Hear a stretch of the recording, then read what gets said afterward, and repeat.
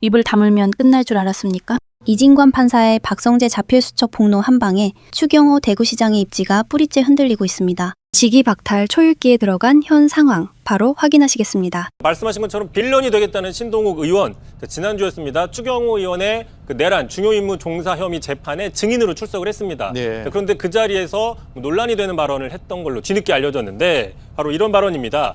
계엄 당일날 민주당 성향의 시민들이 많이 나왔다라는 식의 발언을 한 건데 직접 들어보시죠.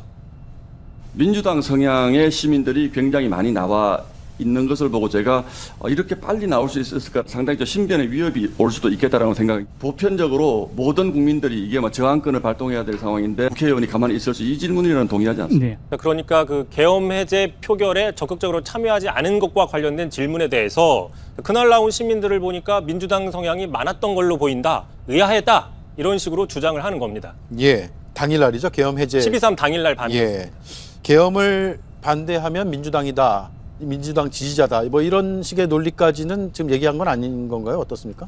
그런 식으로도 볼 수 있는 거고요. 그렇게 해석도 되나요? 또 국회 앞에 모인 그 시민들이 상당수가 민주당 지지 성향이라고 이야기했기 때문에 예. 어떤 그런 의미를 갖고 얘기를 한 것이죠. 자, 특검에서도 곧바로 어느 정당을 지지하든 다 같은 국민이 아니었냐라고 질문을 했습니다. 자, 그러자 신동욱 의원 이렇게 얘기를 했는데요.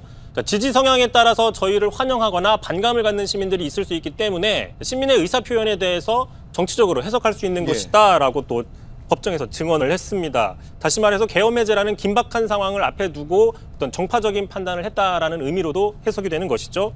자, 그런데 저희가 다 12.3 그날 밤으로 되돌아가 보면 군인이 국회에 들어갔습니다. 명백하게 헌법 가치가 훼손이 됐죠. 자, 민주주의의 위기 상황에서 다름 아닌 국회의원이 국회 앞에 모인 시민들의 정치적인 성향을 따지고 있었던 것은 부적절한 게 아니냐라는 비판이 나오는 겁니다. 네, 그날 국회 앞에 모인 시민들 인터뷰를 해보면 집에 있다가 휴식하다 나온 분도 있고요. 퇴근길에 급히 온 분들도 있습니다.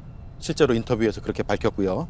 어쨌든 이미 파면됐고 1심에서 내란 혐의가 인정이 됐습니다. 그런데 일각에서는 계엄 해제 표결에 소극적이었던 것을 아직도 인정하지 않는 것이다, 이렇게 볼 수 있습니까? 뭐 그런 분석이 또 있는 것이죠. 참고로 그 앞서서 나경원 의원 같은 경우에도요, 계엄 직후였습니다. 자, 국회에 진입하지 못하고 당사로 돌아간 것이 그 민주당 지지를 하는 그 시민들 탓이었다.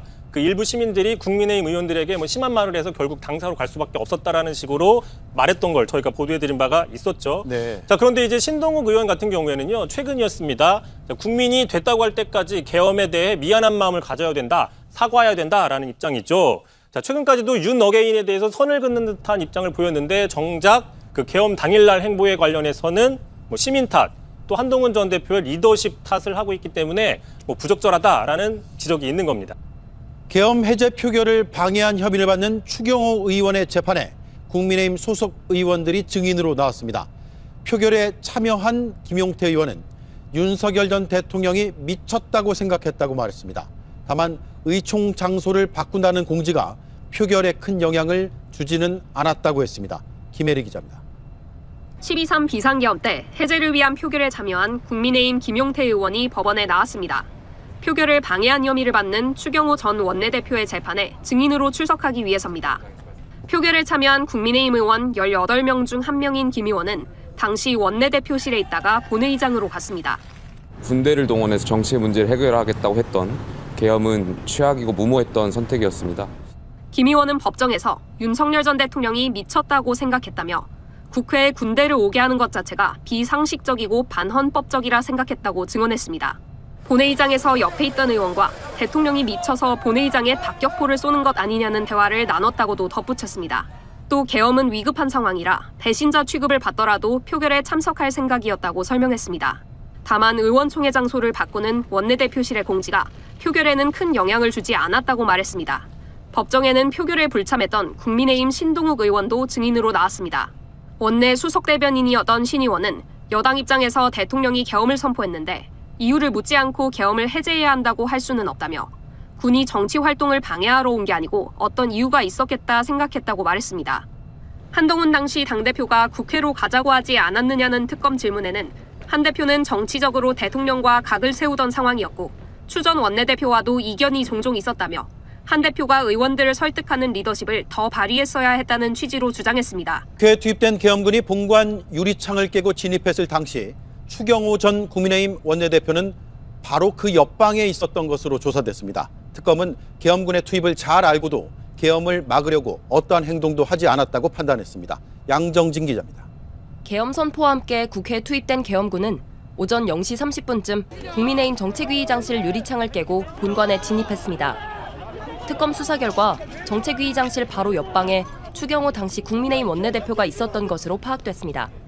JTBC가 확인한 공소장에는 707 특수임무단 병력이 군홧발 소리를 내며 본회의장 쪽으로 몰려갔다고 적혀 있습니다. 특검은 추 전 원내대표가 군홧발 소리와 국회 사무처 직원들과 당직자들의 저항 행위 등을 통해 당시 상황을 충분히 알고 있었다고 판단했습니다. 하지만 어떻게든 본회의장으로 와달라는 한동훈 전 대표의 전화를 받고도 본회의장은 민주당 의원들도 있는 공개된 장소라면서 응하지 않았습니다. 도리어 밑에서 상황을 정리한 뒤 올라가도 되지 않겠냐며 본회의장에 있던 국민의힘 의원들의 이탈을 요구한 것으로 조사됐습니다. 특검은 추 전 원내대표가 윤석열 전 대통령과 함께 민주당의 강한 반감을 공유하며 계엄의 위법성을 알고도 가담했다고 봤습니다. 윤 전 대통령은 계엄 이틀 전 김용현 전 국방부 장관에게 계엄 계획을 알린 뒤 추 전 원내대표에게 전화를 걸었습니다. 추 전 원내대표는 통화에서 민주당이 반국가적 행위를 한다는 기자회견을 할 것을 예고했고 윤 전 대통령은 그래 알겠다고 답했습니다. 추 전 원내대표는 계엄 선포 직후인 오후 11시 11분엔 한덕수 전 국무총리에게서 국무위원들이 비상계엄 선포에 반대했는데도 대통령이 선포했다는 말을 들었습니다. 특검은 추 전 원내대표가 국무회의 참석자들에게도 인정받지 못한 위헌 위법한 계엄이라는 걸 알고도 이를 막으려는 어떤 행동도 하지 않았다고 판단했습니다. 소위 말해서 대통령실에서 직접 무언가 관련 거죠. 연락을 취하기엔 누가 더 편했을까? 당연히 국무위원이었던 추경호죠. 예. 경제부총리로 정권을 함께 시작했던 사람이기도 하기 때문에. 그리고 본인도 사법적으로 리스크가 있었고 그때 명태균 관련해서 뭐 20억 얘기 나오고 이럴 때 아니에요? 무슨 예. 공천 관련돼서 그런 그렇죠. 이야기가 나왔죠. 예. 네. 그 20억 관련된 얘기 나온 거는 이제 작년 가을 정도에 이제 그럼 나왔고 그 자기네들끼리는 그 뭐 전부 다 있었을 뭐가 수도 있는 있었겠죠. 것이고. 예.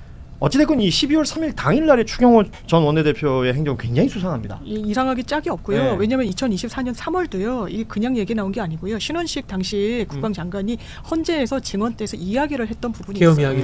비상대권이란 이야기를 내가 2024년도 3월인가에 그때 안가 처음 회동을 들었다. 했는데 예. 그때 같이 있었던 사람까지 김용현 당시 경호처장이 있었고 조태용이 있었고 여인형이 있었다라고 이야기를 해요. 그 사람들한테 당연히 확인했을 겁니다. 그날 너네 간 거 맞냐? 비상대권 얘기는 없었다고는 뭐 내뺐을지 모릅니다만 계속 그때부터 빌드업이 있었던 거고 그 과정 중에 추경호가 왜냐하면 이 발언도 왜 나왔냐면 압수수색을 하는데 이거 정치 지금 공세하는 거냐 뭐냐 막 송원석 원내대표가 욕설까지 하면서 난리를 쳤어요. 예. 왜 영장에 작년부터로 시점을 특정을 했냐. 그러니까 작년에 이거 추경호 3월부터 알았다는 흔적이 있어. 우리 열어놓고 수사해. 이 맥락에 있었던 거거든요. 예. 그리고 실제로 말씀 주신 대로 12월 3일 날 윤석열 전화 받고 한덕수 전화 받고 수상하기 짝이 없는 행동을 했잖아요. 예. 그 노영희 변호사도 들었고 저도 이제 뭐 같이 전원으로 들었는데 윤석열은 대통령 되자마자 계엄이 어떻고 뭐 싹쓸이가 어떻고 이런 이야기를 사석에서 많이 했대요. 뭐 비상대권. 네, 예. 술자리에서 싹 쓸어버리고 좌파 척결하고 박정희 전두환처럼 우리나라를 다시 자유민주주의 국가로 만들어야 돼. 뭐 이런 이야기를 자주 했고 그런 이야기를 주위에 많은 사람들이 들었다고 하더라고요. 네. 그런 이야기를 많이 했던 것 같고요. 이 지금 원내대표실을 압수수색했잖아요. 예. 이거는 뭐 저희 장성철 소장한테 들은 이야기인데요. 그 원내대표 시절에 추경호가 원내대표 시절에 원내대표를 보좌하는 당직자가 한 4-5명 정도 됐네요. 예. 그 사람들이 원내대표의 핸드폰을 하나 갖고 있대요. 음. 그래서 전화가 오면은 이제 바꿔주고 하고 하는데 그 핸드폰이 털렸을 가능성이 있다. 털렸대요. 지금 그래? 거기서 뭐가 거기서 뭐 막아 엄청나게 나오고 있대요. 그런 이야기를 하더라고요. 보물을 합니다 이런 얘기가 막 네네. 들리는데. 그 예. 지금 그 압수수색에 그 범위가 들어갔기 때문에 그 전화기도 얘기가 되고 있고 그 12월 3일에서 4일 되는 그 새벽 뭐 여러분 다 아시겠지만 0시 49분쯤에 국회 본회의장에서 계엄해제 요구안이 가결이 됩니다. 그 시간에 추경호 전 원내대표는 밖에 있었던 게 아니고 국회 안에 있었어요. 네. 그러니까 원내대표실에 있었는데 이때 혼자 있었던 게 아니라 국민의힘의 김희정, 송원석, 이미자, 정희용, 김대식, 신동욱, 조지현 의원이 같이 있었다는 거지 않습니까? 신동욱 의원은 본회의장하고 왔다 갔다 했었어요. 원내대표랑 네. 왔다 갔다 했어요. 아니 이들도 이렇게 되면 수사 대상이 돼야 되는 거죠? 그래서 조지현 의원도 사실 수사 대상이 참고인으로 됐던 근데 거죠. 압수수색이 됐다 뭐 얘기까지 근데 나왔어. 참고인은 원래 압수수색 잘 안 하니까 이거는 아무래도 피의자성 참고인으로 이제 볼 수밖에 없는 것이고 조지현 의원도 그 당시에 이 사법 리스크 이슈가 있었었죠. 나중에 물론 이제 해결이 되긴 했습니다만 그러니까 당연히 이제 거기서 같이 모의를 할 수밖에 없는 구조였을 것 같아요. 무슨 얘기를 했는지 너무 궁금한데 너무 궁금하죠. 지금 우리가 알 수 있는 방법은 없고 수사를 지켜봐야 된다라는 것인데 조지현 의원은 뭐 어제도 저희가 말씀드렸지만 그냥 현역 의원 뭐 이렇게 볼 것이 아니라 대통령실 행정관 시절부터 그러니까 윤석열 김건희 부부와의 인연 그리고 소위 말하는 이제 김건희 파 뭐 이렇게 분류가 되는 인물이었고 그 경산이라고 하는 경북 경산이라고 하는 굉장히 뭐 TK에서도 알짜의 지역구 그렇죠. 그 최경환 전 총리 맞아요. 그 지역이요. 제치구 당선된 사람 아니에요? 그 단수 공천을 줬고 이 친구를 제가 한 10몇 년 전에 본 적 있어요. 어. 뭐 어리고 뭐. 그때 그 당시에는 20대였겠네 그러면. 그 국민의힘 당직자. 맞아요. 그렇죠. 예. 뭐 그 중하위직 당직자였던 걸로 기억이 당시에는. 그래서 당연히 그렇게 어리니까 네, 그렇겠죠. 아무튼 이런 상황 속에서 특검에서는 한동훈 전 대표도 참고인 조사를 할 방침이다. 그러니까 추경호 전 원내대표가 표결 방해 행동이 있었는지 뭐 이런 것들을 확인한다는 것이고 또 하나는 그 왜 12월 6일인가요? 그 윤석열이 제안해서 독대를 한번 하지 않습니까? 그 계엄 이후에. 맞아요. 독대하고 나서 무슨 이야기가 왔다 갔다 했는지 그런 사실들. 왜냐하면 여러분 기억하시겠지만 이 독대하고 나서 나중에 한덕수 전 총리하고 손잡고 나와가지고 정권 우리가 이어가겠다 뭐 이런 얘기 하지 않습니까? 다수의 국회 관계자들이 저지했음에도 불구하고 결국 707 특임단 대원들 18명이 정책위 의장실을 통해 경내로 침투하였고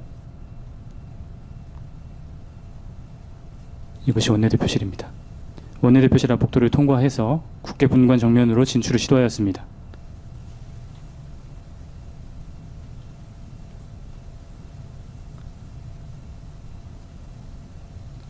대원들을 막아서는 국회 관계자의 모습입니다.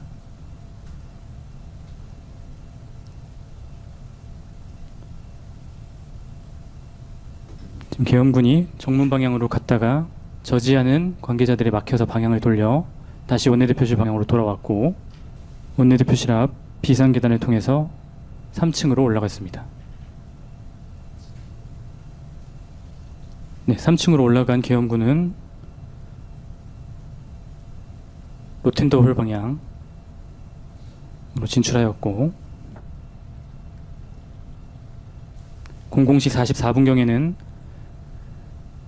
곧바로 로텐더홀로 통하는 그러니까 즉 본회의장 앞 출입문까지 통하는 복도 앞에서 대치를 하기 시작합니다. 진입을 시도하려고 했던 복도는 이곳이고 복도를 통과하면 바로 로텐더홀이 나오고 왼쪽에는 본회의장, 오른쪽에는 예결위 회의장이 나옵니다. 같은 상황에서 본회의장 앞에 모여있던 사람들은 계엄군이 코앞까지 온 사실을 알게 되고 스크럼을 강화하기 시작합니다.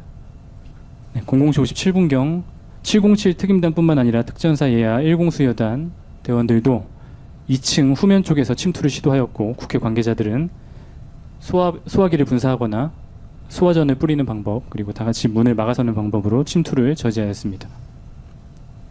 지금 소화기 분말로 인해서 화면이 좀 뿌옇게 보이는 상황입니다. 네, 이와 같은 노력으로 계엄 해제 요구안 의결을 위한 본회의가 정상적으로 개의될 수 있었고 01시경부터 표결이 진행되었습니다.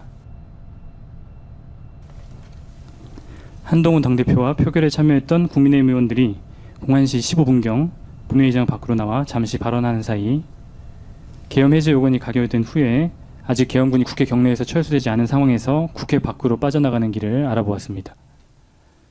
본관 정영관 밖으로 나가서 국회 외곽 사문 쪽을 살피고 오는 상황입니다. 네, 피고인은 기다리고 있던 기자들 앞에서 약 3분간 발언한 후에 당직자들이 봐두었던 경로를 따라서 피고인이 빠져나가는 모습입니다. 이렇게 국회 본관 밖으로 나온 후에 본관에서 나와서 사문 방향으로 이동하였고 사문 쪽 회전문을 통해서 국회 밖으로 빠져나갔습니다. 추경호에 대한 구속 여부거든요. 네. 오늘. 그래서 이 부분은 진짜 우리 의원님과 함께 이야기를 나눌 가치가 있습니다.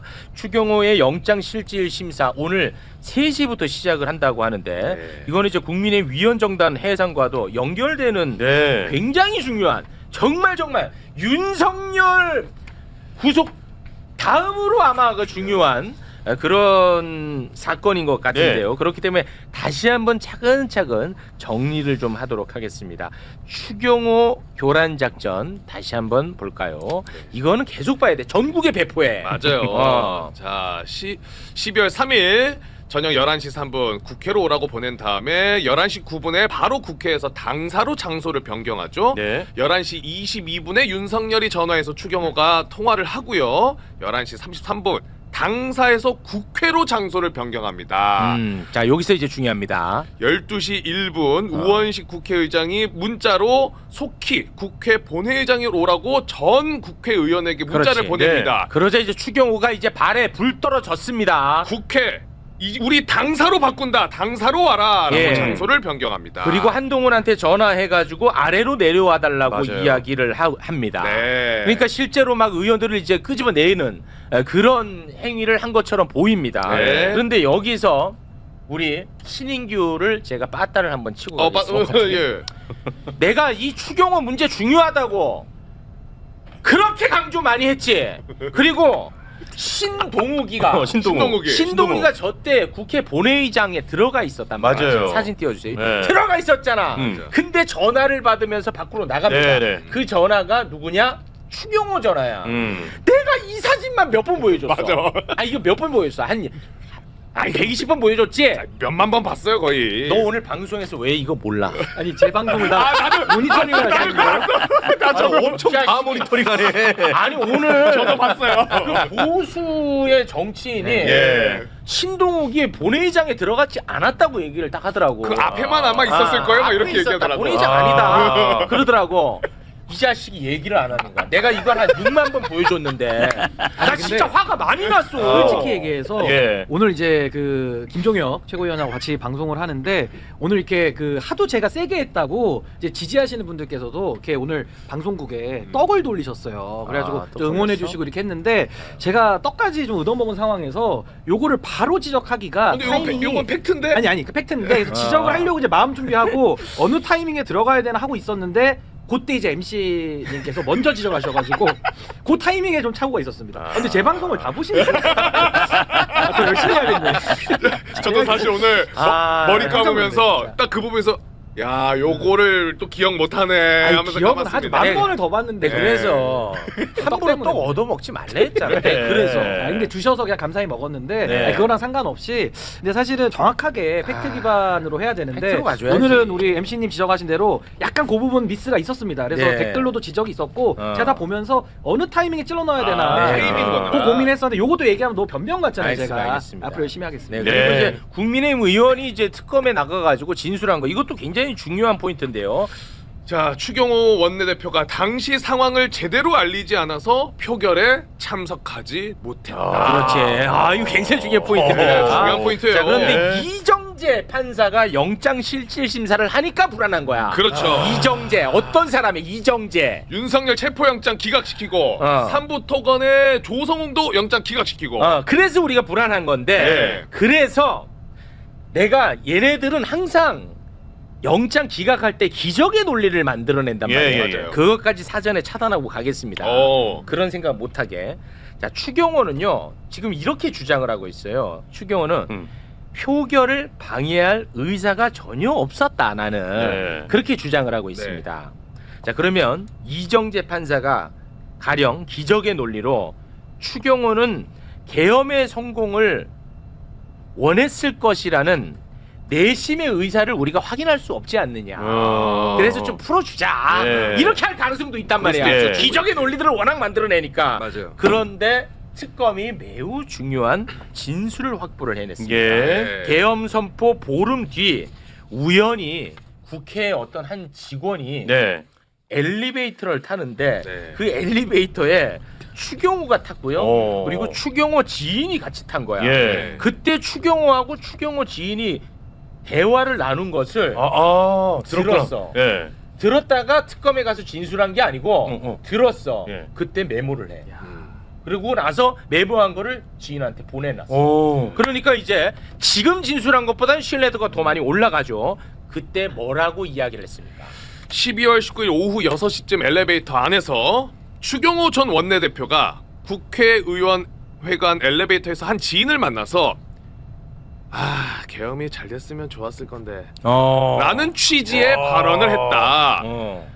계엄에서 잘 됐으면 이런 얘기도 안 나왔을 텐데 라고 말했다. 그래서 내가 이거를 듣고 와 하고 핸드폰에 메모하고 바로 지인 단체방에 이걸 보냈다. 그렇지. 그리고 그날 보낸 그 단체 내용 그 단체방의 내용 요것도 특검에 그대로 제출했다. 자, 그러면 만약에 이게 사실이라면 계엄이 성공했으면 좋겠다라는 내심의 의사를 우리가 간접적으로 확인할 수 있는 겁니다. 그렇죠. 추경호 이거 어떻게 하면 좋습니까? 추경호. 당연히 구속영장이 발부돼야 되지만은 방금 최욱 씨가 지적한 대로 저 재판부에서 이정재예요. 증거인멸과 도주의 우려가 없다라고 기각할 확률도 높아요. 그러면은 폭동 납니다. 저는. 그리고 추경호 원내대표가 다시 의사방해를 한 것은 그러면 국민의힘 의원들이 당사에서 다시 국회로 와가지고 본회의장 바로 맞은편인 예결회의장에서 의총을 하니까 저희들도 본회의장으로 들어오겠지 했는데 다시 당사로 갔단 말이에요. 그렇습니다. 안 들어온 것 자체가 원내대표인 추경호 대표가 방해한 사실이 여실히 드러나잖아요. 그렇습니다. 네. 이걸 가지고 저 재판장이 기각을 한다고 하면은 있을 수 없죠. 반란 세력이죠. 네.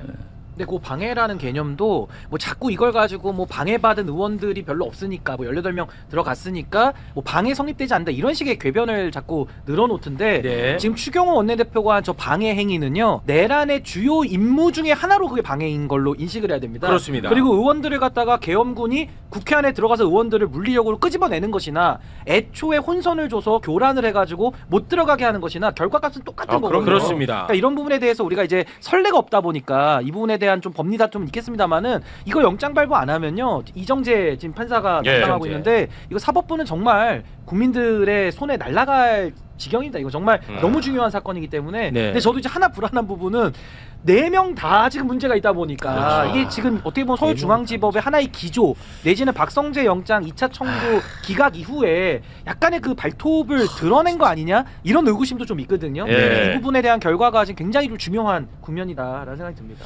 다 수원 브라더스들인데 어떻게 됐든 원내대표가 누구 한 사람 의원들을 데리고 가자 이렇게 얘기하는 법은 없어요. 자 갑시다 하면 다 따라가는 거예요. 그렇습니다. 그렇기 때문에 저것은 엄연하게 본회의장을 바로 25 앞에 두고 당사로 끌고 간 것은 방해죠. 이거 해야지 이거를 진짜 이 발부 안 한다? 나는 진짜 있을 수 없다고 보는 입장입니다. 문 닫아야 되는 거죠. 이정재. 이거는 말이 안 돼. 끌어냈잖아 의원을 실제로. 근데 말 안 되는 걸 너무 많이 봐왔으니까 불안한 거죠. 근데 그동안에는 구속사유라는 게 도주 우려와 증거인멸의 우려인데 그렇죠. 증거인멸의 우려가 나와도 윤건희 쪽에 가까우면은 기각시켜주고 심지어 김건희 오빠는 증거인멸했다고 인정했는데도 시인까지 했어. 맞아. 아니 시인해도 안 시인했어. 거의 그 지기현의 본인이 그 직접 취소 하게 했다고 해도 안 했죠. 그러니까 직접 했다고 인정을 해도 구속은 안 된다는 거예요. 그러니까 이게 묘하게 윤석열, 김건희 쪽으로 타고 올라가는 사람들은 사법부가 조직적으로 지금 방해를 해서 영장을 기각하고 있는 이 모종의 흐름이 있기 때문에 그런 차원에서는 추경호도 지금 기각으로 이거를 사법부가 판을 짜는 거 아니야? 근데 만약에 그렇다고 한다면 조희대 체제는 정말 장례 치러야 되는 거예요. 이거는 있을 수 없다니까. 지금 뭐 자꾸 댓글에서 기각이다 기각. 아니 뭐 왜 기각이에요? 이게 왜 기각입니까? 기각할 이유가 없잖아요. 아니 이게 법리적으로 이게 왜 기각이야? 기각할 게 이상하죠, 사실. 그럼요. 그럴 이유가 없지만 불안하신 국민들은 사법부에 대한 불신이 못 많기 믿는 거죠, 때문에 사법부를. 저것도 기각할 것이다 이렇게 불신이 생각하는 거예요. 누적이 그렇지만은 만약 기각을 했을 때 사법개혁의 열차는 진짜 가속화돼서 걷잡을 수 없는 길로 갈 것이다. 그걸 스스로 사법부가 알아야 돼요. 알아야 돼. 이건 진짜 심각한 문제입니다. 새벽에 나오겠죠? 다음 날. 밤늦게 아니면 새벽에 나오겠죠? 아무래도 뭐 그거는 뭐 중요하지 않습니다. 하필이면 12월 3일 새벽에 나오면 그러니까. 마치 내란을 무효화시키는 그런 것으로 받아들일 수도 있어요. 예. 그렇기 때문에 뭐 지금 장동혁 대표가 왜 정청래 대표가 영장 발부해라 하고 사법부를 압력하냐?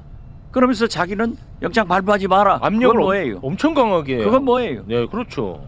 그건 뭐예요? 예. 그렇기 때문에 저는 사법부 스스로가 자업자득하는 일을 하지 마라. 네.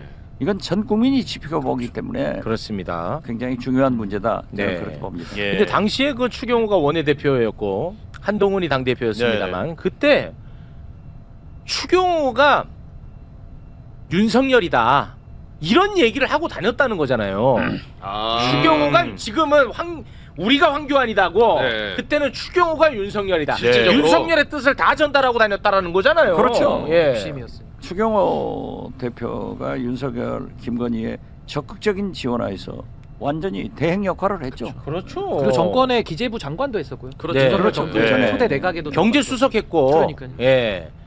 그러니까 윤석열하고 당일에 통화까지 했는데 말이 됩니까? 이거는 그냥 내란 중요 임무 종사 말고는 달리 해석할 길이 없다. 네. 이건 반드시 구속영장 발부. 그래서 저는 지금 사법부의 이 이상 상황을 그래도 이거 역사적으로 남겨야 되고 국민적 여론은 중요하기 때문에 저는 추경호 이번에 영장 결과도 봐야 되고요. 박성재 있지 않습니까? 전 박성재도 영장 3번째 한 번 더 쳐야 된다고 봅니다. 더 쳐서 사법부가 어떤 결정을 하는지를 정말 국민들 앞에 좀 남겨놓을 필요가 있다. 이 사법부 이상 징후가 너무나도 좀 심각하기 때문에 남겨놔야 된다고 봅니다. 댓글에 곽수산 씨, 네. 최영진 씨, 네. 최욱 씨 댓글에 이번에 구속영장 기각되면 3명 머리 깎으라는데.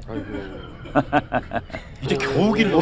지금 제가 이제 막 최근에 길렀거든요. 또 만졌죠, 네, 최근에. 1년 만에 막 길렀는데. 겨우 길렀고. 죄송한데 가발 버려. 다시는 쓸 일이 없을 걸로. 지금 이상한 아니 근데 그 정도로 심각한 건 맞죠. 심각한 건 맞죠. 여론 입장에서는 그거 머리를 맞아. 다 빡빡 밀어야 될 정도의 심각한 펌프질을 건 왜 맞죠. 해? 그러니까 여론은 그 정도로 바람은 잡지 마시고. 바람 잡는 건 잡지 아니에요. 마. 네, 바람은 안 잡겠습니다. 네. 근데 심각한 건 맞잖아요. 빗방망이 날아가기 전에 바람은 잡지 마시고. 예. 당연히 최욱 씨 정도는 삭발해야 되는 거죠. 의원님. 의원님. 그러니까 당연히라고요? 뭐 대표 한 사람 정도는 뭐. 신뢰도를 위해서. 근데 진짜 이거 와 만약에 뭐 있을 수 없지만 기각이면 나는 솔직히 이건 나는 못 견딜 것 같은데. 추경호 영장 기각이나 1월 18일 윤석열이 구속만기로 나오는 것은 정면으로 역사적 국민적 배신을 하는 거예요. 네. 그러니까 저는 그 얘기를 물었을 때 폭동난다. 네. 엄청난 파장이 있을 거예요. 그렇습니다. 그래서 사법부가 국민을 배신하는 일을 자업자득해서 그 업보를 어떻게 치를 거예요? 그렇지. 절대 못할 겁니다. 이 절대 수습 못한다. 조이대 씨. 맞아. 이제 그동안에는 어떻게 좀 이렇게 꾸역꾸역 오신 것 같은데 조이대 씨 진짜 미리 말씀드리는데 이거 수습 안 될 겁니다. 정말 많은 거를 다 잃게 되고 많은 대가를 치러야 될 겁니다. 그렇습니다. 조이대 씨. 네. 아니 솔직히 조이대 씨 얘기해봐요. 이거는 솔직히 발부해야 되는 거 맞지? 발부해야 된다면 O 아니면 X. 내부하지 말고.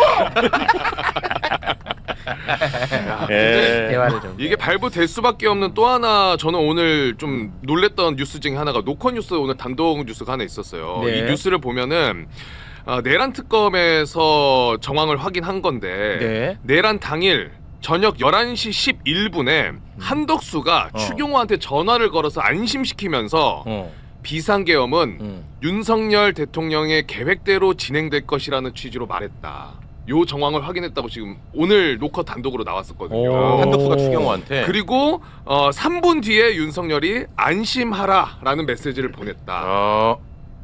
윤석열이 누구한테? 추경호에게. 추경호에게 문자를 보내서 안심하라고? 네, 노컷뉴스 보도상으로는 그렇습니다. 지금. 오, 그 문자가 새롭게 나왔네. 네, 그런 거 같아요. 일단 보도만 확인을 하면은. 증거들이 계속 나오고 있는 거예요. 야, 그러면은 한간에 또 돌았던 그 루머가 사실일 수 있겠네. 한덕수가 풀리 바게닝식으로 추경호와 관련해서 그 7분간의 통화 그것과 관련해 가지고 불고 어느 정도 구형을 좀 감경받았다라는 루머가 있었거든요. 맞아요. 그게 어느 정도 또 맞아떨어지는 것 같습니다, 의원님. 그렇죠. 다 그러니까 사전 모의가 다 돼 있었어요. 와. 근데도 안 나온다 그러면은 이거는 진짜 조의대 체제는 문 닫아야죠. 차고 넘치는데 근데도 안 사법 때문에 나온다. 그런 거지 뭐 사실. 알겠습니다. 추경호 재판에 참석을 했어요. 증인으로 참석을 한 건데 안철수 의원이. 그래서 실제로 한동훈 당시 국민의힘 대표가 국회가 아니라 당사로도 불렀다. 그러니까 무슨 얘기냐면 추경호뿐만 아니라 원내대표인 추경호뿐만 아니라 당시 당대표였던 한동훈 당대표도 똑같이 국회 당 왔다 갔다 했었다. 이제 이런 주장을 한 거예요. 그랬더니 한재하 의원이 관련해서 문자 텔레그램 순으로 어떤 일이 있었는지 쭉 반박을 했는데 다시 또 때 아닌 이제 개업 얘기가 다시 되고 있습니다. 왜냐하면은 저희 김민석 의원의 CCTV가 공개가 돼서 더 그런가 싶기도 하고. 어떻게 보세요? 저는 안철수 의원은 뭐 어디까지 가서 뭐가 되고 싶은지를 모르겠어요. 안철수의 꿈은 과연 무엇인가? 무엇인가? 그러니까 이게 예를 들어서 저는 뭐 안철수 의원이 그래서 계속 어미를 뭐라고 하냐면 나는 그렇게 기억한다라고 얘기를 해요. 이거 되게 테크니컬한 그렇죠. 테크니컬한 얘기잖아요. 그러니까 한동훈 당시 대표가 당사로 모이라고 한 지시를 한 적도 있고 국회로 오라고 한 지시도 있어요. 그러니까 안철수 의원은 나는 당사로 오라고 그런 거밖에 기억이 안 나는데 뭐 이렇게 얘기를 해서 지금 추경호의 혐의를 물타기 해주는데 본인이 이제 말하자면 재료로 등장한 거잖아요. 그럼 왜 이러는가? 이거가 좀 첫 번째로 납득이 안 가고, 그러니까 근데 이제 국민의힘 외신 대변인이 한 말이 사실 이런 소동이 벌어지는 거 핵심 국민의힘 당권파의 인식을 보여주는 거죠. 그때 한동훈도 우왕좌왕 처음에 하다가 해놓고 자기 친한계 의원들만 데리고 들어가갖고 연락되는 의원들만 들어가갖고 그 개헌 해제 투표하고 본인만 지금 영웅놀이 하고 있는 거 아니냐. 이게 이제 국민의힘의 당권파가 한동훈을 바라보는 시각인 거고 안철수 의원도 뭐 어떤 이유인지는 모르겠으나 장래 희망이 뭔지는 모르겠으나 이 당권파에서 내가 지금 국면에서는 복무를 해줘야겠다 이렇게 판단을 하고 이제 물타기를 해주고 있는 거죠. 그러니까요. 근데 이제 그 개헌과 관련해서 그때 근데 추경호 대표의 이제 죄상은 너무나 명확한 거잖아요. 그런데 그 부분에 대해서 물타기용으로 아무리 물을 탄들 재판부가 그거 모르지 않죠. 모르지 않죠. 그러려고 재판부가 있는 거고 그리고 그쵸. 판사들은요 맨날 거짓말하는 사람들 상대하는 직업이에요. 거짓말하는 사람을 그거 상대하는 직업이야. 체크하는 재판이는 거짓말의 올림픽이란 말이 있어요. 재판은 네, 누가 더 거짓말을 그럴듯하게 하느냐의 전쟁이란 말이 있거든요. 그러니까 와가지고 어떤 증언을 한다고 해서 판사들이 그거 거짓 그대로 듣지 않아요. 정황 같은 거 다 보고 하는 거고. 저는 근데 그 앞에도 국민의힘이 자생력을 잃어버렸다라고 이야기를 하고 이 추경호 사건 같은 경우도 자생력을 잃어버린 증거라고 생각하는 게 추경호가 재판받을 당시에 국민의힘 의원들 물로 몰려가지고 표결방이 없었다. 우리가 추경호다. 기억나시죠? 그리고 지금도 계속 추경호를 옹호하면서 표결방이 없었다고 해요. 만약에 추경호를 보호를 했다고 쳐봐요. 그러면 국민의힘한테 다음번에 돌아가는 질문은 뭐예요? 그럼 너희들 왜 표결 안 했는데가 돼버려요. 그렇지. 정치적으로 봤을 때 추경호를 옹호하는 거는 정치적 자살행위에 저는 가깝다고 봐요. 그럼에도 불구하고 계속 이걸 하고 있고 안철수 의원 같은 경우 적극적으로 하고 있는데 그러면 우리가 여기서 합리적으로 생각해 봐야 되는 거는 어떤 관계가 그날 있었는지가 궁금해지는 거예요. 도대체 왜? 말씀하셨다시피 안철수 도대체 뭐가 되려고 이렇게 되는지 모르겠다. 안철수 오늘의 키워드는 뭐가 되려고 그러냐? 안철수 본인은 어떤지 모르겠는데 안철수 옆에 괜찮은 변호사들 많을 거예요. 괜찮은 책략가들 많을 거예요. 그럼에도 불구하고 이렇게 움직일 수밖에 없는 이유가 무엇이냐? 저는 안철수 추경호 재판이 끝난 다음에 안철수 의원한테 그 질문이 갈 거라고 봅니다. 재판부에서일 수도 있고 수사를 하는 걸 수도 있고 최소한 정치하는 사람으로서 국민들의 질문을 받을 수밖에 없을 거예요. 그렇군요. 매우 궁금합니다. 그 질문에 안철수 의원이 어떤 답을 하실지 지켜보도록 하겠습니다. 김한빵이라고 김건희 씨를 박성재 전 장관 휴대폰에 저장해놨다라고 하는 사실들이 뒤늦게 드러나고 있는데 아니 박성재 전 장관의 휴대폰이 스모킹건 같아요. 여기 많은 내용들이 나오고 있더라고요. 그러니까 의외로 많이 남아 있었나 봐요. 이런저런 메시지 주고 받은 거 이런 게 나오고 있는데, 그러니까 뭐 박성재 전 장관도 거기다 대고 이제 뭐 영부인님 이렇게 저장하고 싶지는 않았겠죠. 그러게 그냥 보통은 그냥 원래 이름만 쓰지 않나요? 그냥 김건희 이렇게 써도 될 텐데 김안방이라고 써놔서 참 독특하다라는 생각이 들던데 김용남 의원님은 다른 방송에서 이제 좀 경멸적인 의미를 담고 이렇게 썼을 거다라고 해석을 해주셨던데요. 부승찬 의원님은 어떻게 보세요? 우선은 이 박성재가 이 메시지들을 안 지운 이유가 뭘까? 저는 그게 정말 궁금하더라고요. 왜냐하면 저는 포렌식을 받아봤잖아요.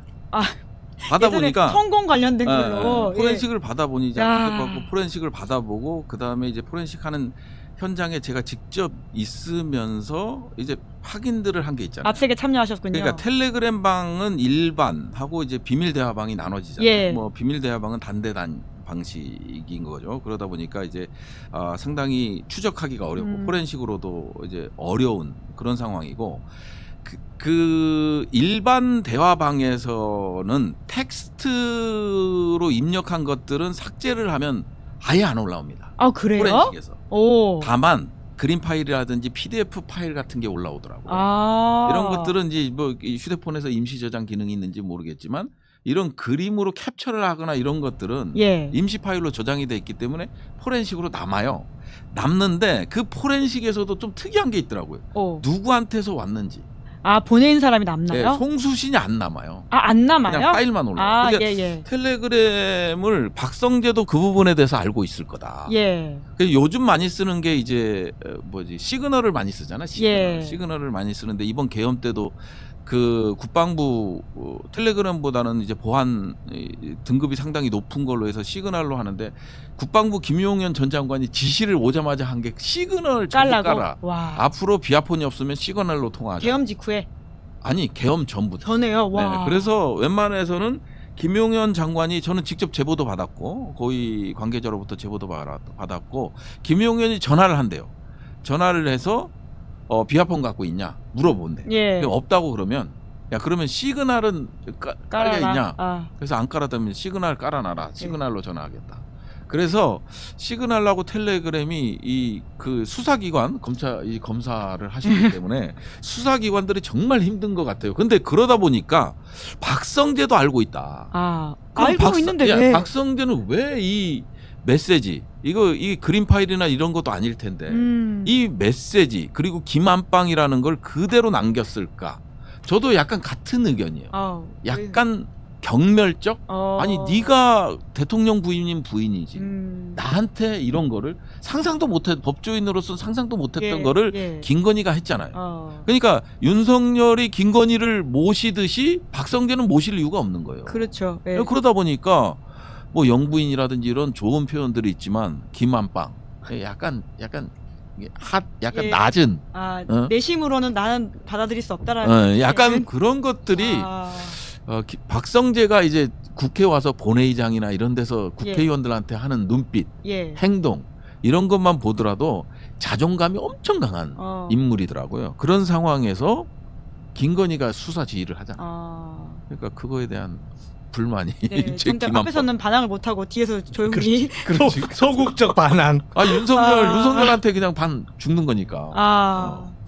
네, 아니 아까 왜 안 지웠을까에 대한 의문을 좀 제기하셨는데 압수수색 진짜 해보신 입장에서 그 범죄자들이 자기가 핸드폰을 압색 당할 거라고 생각하지 않았을 때 안 지우는 건가요? 이게 뭐죠? 아니 근데 박성재 장관은 그걸 예상 못하지는 않았겠죠. 그러니까 저 마포대교 가서 뭐 한강에다 던지거나 뭐 할 시간적 여유가 충분했는데 안 했단 말이에요. 글쎄 모르겠어요. 그 내용 중에 일부 자기 그 변호에 해당하는 부분도 있을 수 있겠고 그러니까 예를 들어서 뭐 여러 가지 일이 있었을 텐데 내가 이게 뭐 어떤 대통령 또는 대통령 부부로부터의 거의 강압에 의해서 내가 한 거라든지 뭘 이걸 남겨두려고 한 건가?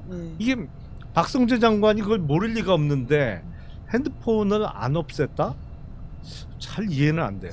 일부러 좀 보여주기식으로 남겨놨을 수도 있다라는 의심도 해볼 만하네요. 그러지 않고서는 시간적 여유는 충분했는데. 그러게요. 이 내용들을 보면 사실 수사지만이 아니라 그 굉장히 한동훈 전 대표 당시 장관에 대해서 굉장히 험담하는 내용도 담겨 있다고 하더라고요. 그러니까 도이치모터스 주가 조작 사건이 일부러 한동훈 당시 장관이 시간을 끌어서 사악하게 시간을 끌어서 그러니까 곤란하게 대통령 부부를 하려고 했다는 식의 주장을 펼치고 있는 것 같던데요. 그러니까 제정신이 아닌 거예요. 뭘 사악하게 일부러 끌어. 그 불기소장에 도장 찍을 사람을 찾을 수가 없는 거지 기본적으로. 왜냐면 도장 찍으면 책임져야 되니까 나중에.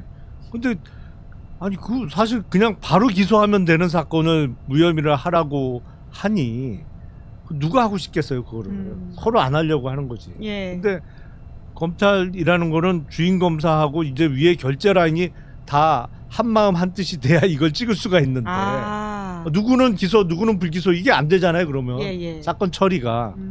근데 그 라인을 다 맞춰서 구하기가 어려운 거죠. 왜냐면 그냥 기소하면 되는 사건이거든. 증거가 예. 명백해서. 근데 그걸 자꾸 무혐의를 만들어내라고 하니 못한 거죠 그걸.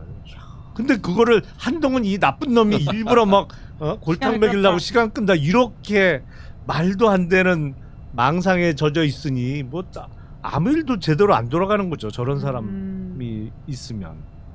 그러니까 지금 휴대폰에 나온 내용들을 보면 결과적으로 김건희 씨가 정말 V0였구나라고 많은 분들이 이제 인식할 수 있는 증거들이 꽤 나온 것 같은데 그럼 내란 특검에서는 결국 이 내란의 어떤 계엄의 어떤 버튼이 된 그 발단의 계기가 된 게 김건희 씨라고 의심하면서 수사하고 있다라고 이야기가 나오던데 혹시 내란 특검 쪽은 부승찬 의원님이 잘 아시는데 이 수사 어떻게 되고 있는지 좀 아십니까? 뭐 지금 김건희와 관련된 것은 거의 이루어진 게 없어요. 이게, 그래요? 이게 거의 이제 내란과 관련돼서는 이 김건희 여기 박성재와의 메시지가 어떻게 연결되는지를 이제 보는 거죠.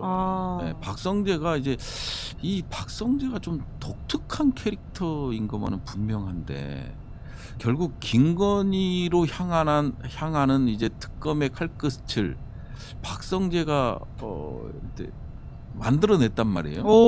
아니 왜냐하면 그 사인 회동할 때도 예. 저 삼청동 안가 사인 회동할 때 나머지 셋은 다 휴대폰을 바꿨다는 거 아니에요? 예.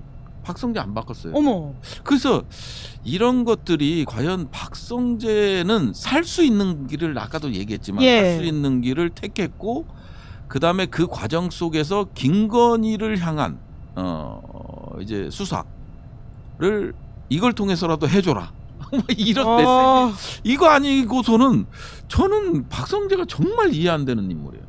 뭔가 이 바닥에서 메시지를 보내고 있는 건가요? 아니 그러니까 박성재 입을 통해서도 그다음에 이제 앞으로 이제 지금까지 이제 텔레그램 메시지가 나왔지만 통화 기록이라든지 문자라든지 이게 어떤 게 나올지 또 상당히 이제 초미의 관심사가 될 수밖에 없고 일단은 결국은 이번 계엄도 김건희와 연계가 돼 있다. 이런 거를 추정할 수 있게끔 하는 이제 메시지라는 생각은